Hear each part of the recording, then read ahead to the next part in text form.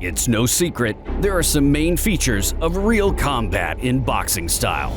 Pressure fighters, sluggers, counterattacking, the list goes on. And in the last weeks of preparation for a fight, boxers improve their style so that it is most suitable for a fight with an opponent. This is the process of daily work on yourself, sharpening, drawing up a strategy, as well as finding your own weak points. However, not many fighters are able to completely restructure their fight plan right in the middle of the fight while removing all their trump cards. This talent, which in particular for Floyd Mayweather, became the basis of success. Mayweather had an uncanny ability to gather all of these features to make all of these adjustments. Today, we will see with you what it's like to fight against a person who claims to be the best of all time. In April 2006, a fight took place between two techies, Floyd Mayweather Jr. and IBF World Welterweight Champion Zab Judah. The vacant IBO title was also at stake. They are heavy. And that is always popular against the southpaw. There's Judah. We're gonna break his ass in. He hasn't thrown any nations. He hasn't thrown any real. Definitely tough to get. Yeah, it could have called. They both weigh 8 ounces. Big left hand over the top by Judah. He believes punch that got the crowd excited. Yeah, go Larry. Yeah, these are not hurting punches, but they are definitely. In the first 4 rounds, Judah had the advantage, but starting from the 5th round, Mayweather joined the left-handed opponent. On Judah. Floyd gradually gained the advantage, which resulted in a broken nose of the enemy in the 7th round. And blood coming from Judah's nose now. That's the product of the accurate punching by Floyd Mayweather. So you gotta let your hands go. Don't let them dominate. Judah threw just 8 punches in that round, according to PunchStat, and landed 5. That tells in the 10th round, Judah struck a blow below the belt and then in the back of the head of Mayweather, who was bent over in pain. At the sight of this, Floyd's uncle and coach Roger Mayweather ran into the ring, rushing at the referee. People from Judah's corner also ran into the ring. A scuffle ensued. Soon their example was followed by everyone who was near the ring or just passed by. Judah himself also struck someone a couple of blows along the way. The police managed to clear the ring. For intrusion into the ring, Roger Mayweather was removed from the hall. The fight continued. Makes Judah do it. 5 seconds left in the round. Judah kind of looks at Steele. In the remaining 2 rounds, Mayweather brought the fight to its logical conclusion. At the end of the 12th round, he dropped his arms and pointed out to Judah his chin like a mentor. At the end of the fight, Floyd was awarded the victory by unanimous decision. After the fight, Mayweather said that at the beginning of the fight he injured his right arm, which prevented him from winning early. In May 2007, Mayweather faced off against WBC World Junior Middleweight Champion Oscar De La Hoya. Mayweather was the favorite in this fight. Oscar was given little chance of winning. Unexpectedly for everyone, De La Hoya behaved very good, throwing out multi-hit combinations and hitting the American more than once. Unlike most of Mayweather's rivals, Oscar did not fail. Lands upstairs. And he lands the right cross across the top. And for the first time in the fight, Mayweather looks genuinely on fist. And that has helped the tower. There are the body shots, and there is a sustained attack to the body like nothing you've seen in De La Hoya. Hand speed edge for Mayweather puts De La Hoya on the defensive as soon as they're in the middle of the ring. And Mayweather is trying to knock Oscar out with the right hand. Mayweather rushed into the attack in the second half of the fight. And he comes back to the body and hammers De La. After round 9, Oscar's stamina sat down, although Mayweather was also noticeably tired. Only abandoned his left jab, which is his most effective punch he's had tonight. 10 and 11 rounds were almost equal, but Floyd looked a little better. So he's now concentrating on him, Oscar, with right hands. Right hand by De La Hoya. Knockout, if it were to happen, would be the first of De La Hoya's career. At the end of the 12th round, Oscar struck a series of punches to the head. Mayweather did not defend himself and started, so to say, the real meat grinder, missing a couple of punches. And where does Mayweather go from this pinnacle after claiming that he's going to retire? They fight to the... Mayweather became the champion in the 5th weight category, although many experts noted that Mayweather had never missed so many punches in his entire career. In December 2007, a fight took place between two undefeated boxers, American Floyd Mayweather and Briton Ricky Hatton. You like watching Floyd Mayweather fight? Feast your eyes. He flatly claimed to us yesterday that he will not fight in either.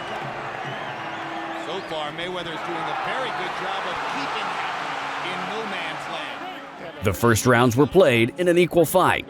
Hatton started the fight aggressively and tried to work in close range in his usual style. However, Mayweather's speed allowed the American to successfully act ahead of the curve. I have to say, Floyd, the fight is moving towards where Ricky wants it to go. So he's In the 3rd round, Hatton earned a dissection over his right eye. Hatton keeps coming. Mayweather strafes him with another right hand. Here you see Floyd laying a right-hand lead, which has been probably his most effective punch tonight. And he's been getting away with that a lot. He lands it and then he moves right in and smothers his opponent after that. And I think that's... In the 4th round, Mayweather managed to deliver several accurate blows that shocked the Briton. You see Ricky Hatton so anxious to coming forward, not moving his head as much as he should. And Floyd is pinpointing all of his shots. And this is the first time in the fight that Floyd has put... In the 6th round, for a blow to the back of the head, the referee removed 1 point from Hatton. From the middle of the fight, Mayweather began to dominate. In the 8th round, Mayweather outboxed the opponent in all respects, clearly demonstrating how to act against the tactics of the Briton. Very good when he gets tired. Huge round for Mayweather here in the 8th. Don't forget, there's no standing count here. Mayweather believes he's got Hatton in big trouble. Closer to the middle of the 10th round, Mayweather went into the corner. Hatton walked towards him. Mayweather hit him in the jaw with an accurate counter left hook. Hatton fell on his back. He managed to rise on the score 8. Mayweather wanted to build on the success, but Hatton began to clinch. The referee separated them. Mayweather threw 2 left hooks in a row at Hatton's jaw. The Briton leaned on the ropes. Floyd began to finish him off. The referee stopped the American attack. At this time, Hatton again fell on his back, and the referee stopped the fight. At the same time, a white towel flew out over the corner of the Briton. Until the fight was stopped, Mayweather was leading on the notes of all 3 judges by a wide margin, 89-81 twice and 88-82. In May 2010, Mayweather faced WBA welterweight champion Shane Mosley. The fight was not titular. The fight began nervously and somewhat chaotic. Each of the boxers tried to provoke the opponent to attack in order to counterattack. The opening round turned out to be equal, but Mosley was slightly better, putting a few hard jabs right on target. In the 2nd round, there was a real sensation. Mosley threw a blow from the right and strongly shook Mayweather, who immediately began to knit an opponent. Seconds later, an even more powerful right from Shane bent Floyd's legs. Mosley tried to finish off, but did not act very effectively and constantly fell into the arms of Mayweather. Floyd survived exceptionally skillfully, thanks to which he held out until the gong. Very interesting, because if the judges agreed with Harold Letterman and gave round 1 to Mosley, You see the right hand that landed, the first one that got him in trouble. Right on the chin, jab to the stomach, and right hand on your chin, land another right hand. Not so clean, but it landed just enough to hurt him because of the fact that he was already motivated. During the break, Mayweather completely recovered from the shock. Starting from the next round, Floyd adapted to the opponent's manner, went ahead, and seized the initiative. In the future, Floyd only increased the advantage. Rounds 3 through 11 were similar to each other and passed under the full control of Mayweather. At times, Floyd's superiority was overwhelming, and in most episodes, Shane looked just helpless. Mayweather's main weapon was extremely fast and accurate single straight lines from the right from a distance. Floyd's crosses repeatedly shook Mosley's head, who clearly did not have time to react to the opponent's blows. The second half of the fight turned into almost a one-sided beating of Shane.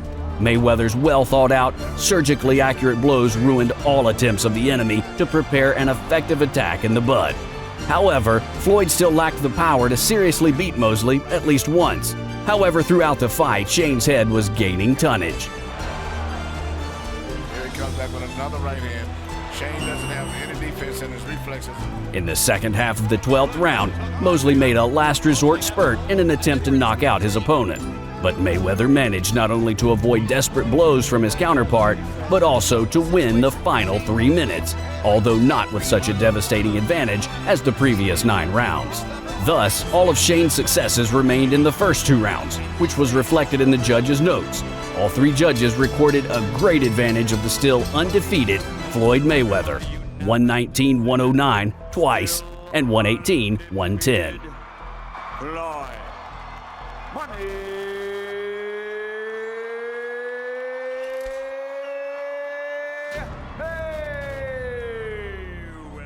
On September 12, 2015, Floyd Mayweather's 49th fight with Andre Berto took place. Even before the fight, many predicted an easy victory for Mayweather, giving Berto no chance.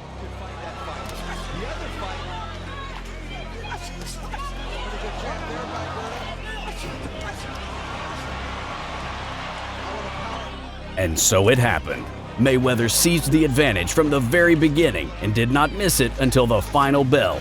Berto had his own successful episodes, and against the background of Andre's great efforts, the fight did not look so one-sided. Trying to force a faster pace. Workout. Kenny Bayless was trying to do the workout on this time.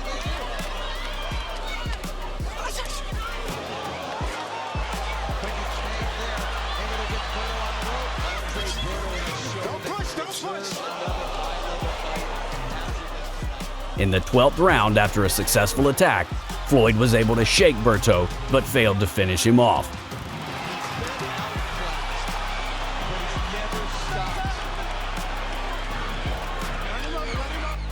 The score of the judges' notes became just a formality: 120-108, 118-110, 117-111. After the fight, Mayweather announced his retirement. Thus, Mayweather left the ring undefeated, having 49 fights and 49 victories in his asset, thereby repeating the record of Rocky Marciano. Thank you for watching the video, and if you enjoyed it, don't forget to press the thumbs up as well as subscribe to our channel. See you as soon as possible.